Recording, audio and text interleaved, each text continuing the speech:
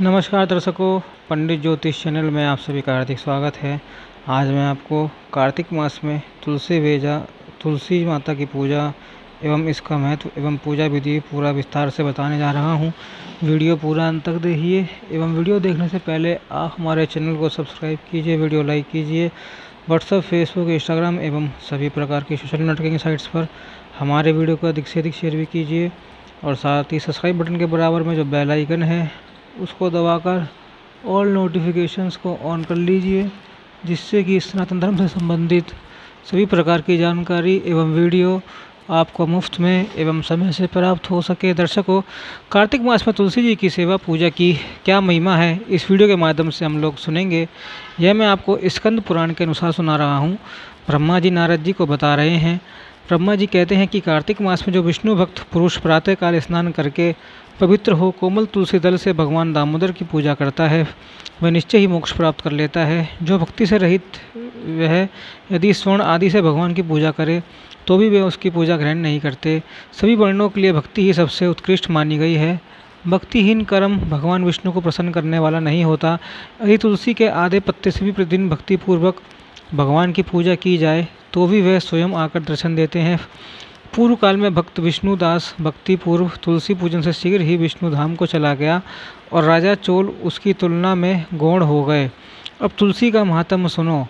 वह पाप का नाश और पुण्य की वृद्धि करने वाली है। अपनी लगाई हुई तुलसी जितना हो अपने मूल का विस्तार करती है। मूल समझ रहे हैं, यानी जड़ों का विस्तार करती है। इंग्लिश में रूट कहते हैं इसे। तो ब्रह्मा जी बता रहे हैं कि लगाई हुई तुलसी जितना ही अपने मूल का विस्तार करती है, उतने ही सहस्त्र युगों तक मनुष्य ब्रह्मलोक में प्रतिष्ठित होता है। यदि कोई तुलसी संयुक्त जल में स्नान करता है तो वह सब पापों से मुक्त हो जाता है, भगवान विष्णु के लोक में आनंद का अनुभव करता है। अब देखिए, यहाँ ब्रह्मा जी बता रहे हैं कि तुलसी संयुक्त जल से स्नान करना है, तो तुलसी संयुक्त जल से हम लोग स्नान कैसे करें। देखिए, जब हम लोग बाल्टी में तुलसी के पत्ते डालेंगे, उससे स्नान करेंगे तो तुलसी पत्र बाथरूम में बहेगा, गंदी जगहों पर, गंदी नाली में ना चला जाए, वह उसमें अपमान होता है तुलसी माता का। तो आप लोग कैसे स्नान करें। एक सूती कपड़ा लेना, खूब महीन कपड़ा हो, अथवा तो जाली ले लेना, जो मच्छर जाली होती है या जो वॉशिंग मशीन में जाली लगी होती है कपड़ों के साथ, वैसी जाली ले लेना। उसके अंदर तुलसी जी के पत्ते बांध देना और वह बाल्टी में डाल देना। फिर आप उस जल से स्नान कर लेना। वो यही पोटली, अब कोई घर का दूसरा मेंबर नहाए तो वही पोटली यूज़ कर लेगा, बाल्टी में डाल देना। इस प्रकार घर के सभी सदस्य के एक पोटली के द्वारा आप लोग लाभ ले सकते हैं तुलसी स्नान का। फिर जब आपका स्नान हो जाए तो वो तुलसी पत्र आप निकाल लेना और उसको गमले में डाल देना। गमले के नीचे जो मिट्टी है वहाँ आप लोग डाल देना। वैसे तुलसी पत्र कभी अशुद्ध नहीं होता,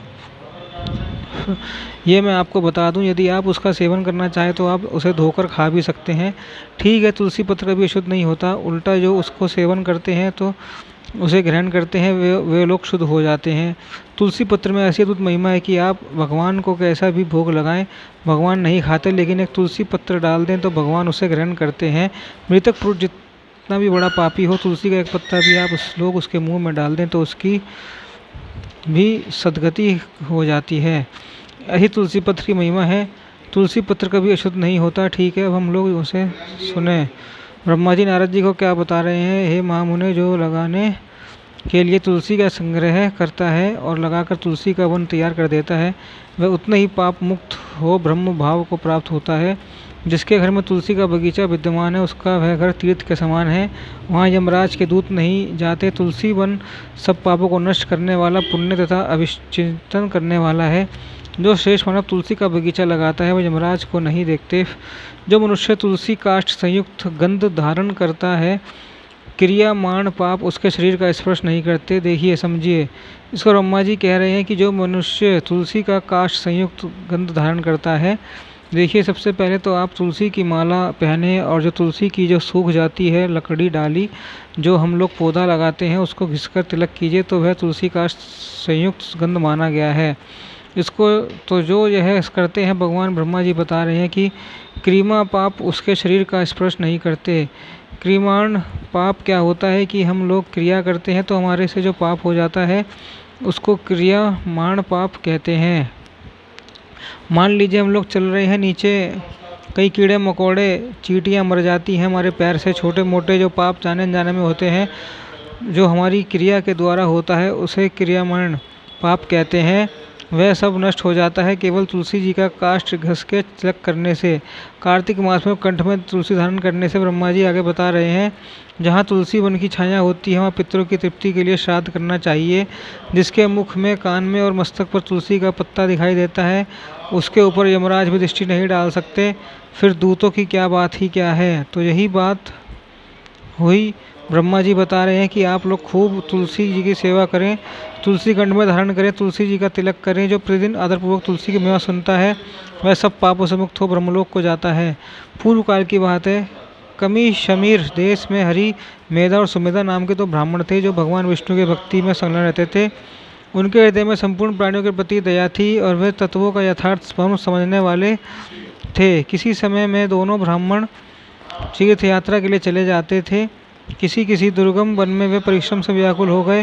वहाँ उन्होंने एक स्थान पर तुलसी का वन देखा। उनमें से सुमेधा ने वहाँ तुलसी का महान वन देखकर उसकी परिक्रमा की और भक्तिपूर्वक प्रणाम किया। यह देख उनमें से सुमेधा ने वहाँ तुलसी का महान वन देखकर उसकी परिक्रमा की और भक्तिपूर्वक प्रणाम किया। यह देख हरि मेधा ने तुलसी का महात्मा और फल जानने के लिए बड़ी प्रसन्नता के साथ बाबा ब्राह्मण, अन्य देवताओं, तीर्थों, व्रतों और मुख्य मुख्य ब्राह्मणों के रहते हुए तुमने तुलसी को क्यों प्रणाम किया। सुमेधा बोला कि महान महात्मा सुनो, यहाँ धूप सता रही है, इसलिए हम लोग उस भरत के समीप चले। उसकी छाया में बैठकर मैं यथार्थ रूप से सब बात बताऊंगा। वहाँ विश्राम करके सुमेधा ने हरि मेधा से कहा कि विप्रवर, पूर्व काल में दुर्वासा के शाप के जब इंद्र का ऐश्वर्य छिन गया, उस समय ब्रह्मा आदि देवता और असुरों ने मिलकर क्षीर सागर का मंथन किया। उससे ऐरावत, हाथी, कल्प वृक्ष, चंद्रमा, लक्ष्मी, उच्चैश्रवा, मणि तथा धन्वंतरी रूप महान फिर से तथा धन्वंतरी रूप भगवान श्री हरि और दिव्य औषधियाँ प्रकट हुई। तदनंतर अजर और अमरता प्रदान करने वाले उस अमृत कलश को दोनों हाथों में लिए हुए श्री विष्णु बड़े हर्ष को प्राप्त हुए। उनके नेत्रों से आनंद आश्चर्य की कुछ बूंदें उस अमृत के ऊपर गिरी। उनके तत्काल ही मंडलाकार प्रकट हुई। लक्ष्मी तथा तुलसी को ब्रह्मा आदि देवताओं ने श्री हरि की सेवा में समर्पित किया और भगवान ने उन्हें ग्रहण कर लिया। तब से तुलसी जी जगदीश्वर श्री विष्णु की अत्यंत प्रिय करने वाली हो गई। संपूर्ण देवता भगवत प्रीत तुलसी की श्री विष्णु के समान ही पूजा करते हैं। भगवान नारायण संसार के रक्षक है और तुलसी उनकी प्रियतमा है, इसलिए मैंने उन्हें प्रणाम किया। हे सुमेधा, इस प्रकार कह ही रहे थे कि सूर्य के समान अत्यंत तेजस्वी एक विशाल विमान उनके निकट ही दिखाई दिया। उन दोनों के आगे ही वह बरगद का वृक्ष गिर पड़ा और उसमें दो दिव्य पुरुष निकले जो अपने तेज से सूर्य के समान संपूर्ण दिशाओं को प्रकाशित कर रहे थे। उन दोनों ने हरि, मेधा और सुमेधा को प्रणाम किया। उन्हें देखकर वे दोनों ब्राह्मण भय से विफल हो गए और आश्चर्यचकित होकर बोले कि आप दोनों कौन हैं। देवताओं के समान आपका सर्व मंगलमय स्वरूप है। आप नूत मंदार की माला धारण किए कोई देवता प्रतीत हो रहे हैं। उन दोनों के इस प्रकार पूछने पर वृक्ष से निकले हुए पुरुष बोले कि हे विप्रवर, हम दोनों ही हमारे माता पिता और गुरु हैं, बंधु आदि भी आप ही दोनों ही। इनका कहकर उनमें से जो ज्येष्ठ था, यानी जो बड़ा था, वह बोला कि मेरा नाम आस्तिक है, मैं देवलोक का निवासी हूँ। एक दिन मैं नंदन वन में एक पर्वत पर क्रीड़ा करने के लिए गया। वहाँ देवांगना होने से मेरा साथ इच्छा अनुसार विहार किया। उस समय युवतियों के मोती और बेलों की हार तपस्या करते हुए लोमश मुनि के ऊपर गिर पड़े। वह सब देखकर मुनि को बड़ा क्रोध हुआ। उन्होंने सोचा, स्त्रियां तो परतंत्र होती हैं, अतः यह उनका अपराध नहीं है, यह दुराचारी आस्तिक ही शाप पाने योग्य है। ऐसा निश्चय करके उन्होंने मुझे शाप दिया कि तू ब्रह्म राक्षस होकर बरगद के वृक्ष पर निवास कर। फिर मैंने विनयपूर्वक जब उनसे प्रसन्न किया तब उन्होंने इस शाप को मुक्त होने की अवधि की निश्चित कर दी। जब तो किसी ब्राह्मण के मुख से भगवान विष्णु का नाम और तुलसी की महिमा सुनेगा तत्काल तुझे उत्तम मोक्ष प्राप्त होगा। इस प्रकार मुनि का शाप पाकर मैं चिरकाल से अत्यंत दुखी हो इस वृक्ष पर निवास करता था। आज देववश आप दोनों के दर्शन से मुझे निश्चय ही ब्राह्मण के शाप से छुटकारा मिल गया। अब मेरे इस दूसरे साथी की कथा सुनिए। यह पहले एक श्रेष्ठ मुनि थे और सदा गुरु की सेवा में ही लगे रहते थे। एक समय गुरु की आज्ञा का उल्लंघन करके यह ब्रह्म राक्षस भाव को प्राप्त हो गए, किंतु आपके प्रसाद से इस समय इनकी भी ब्राह्मण के शाप से मुक्ति हो गई।